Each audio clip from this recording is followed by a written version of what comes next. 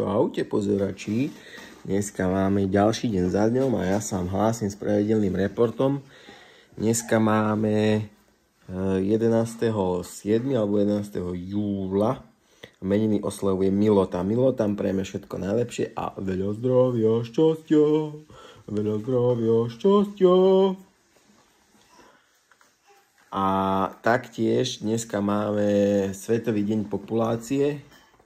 Je to vlastne deň, kedy organizácia OSN v roku 1900 niečo zrátala ľudí na Zemi a v roku 1987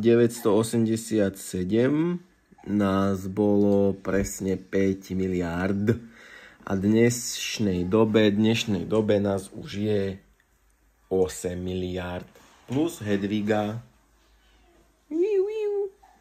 Hej, čiže tak.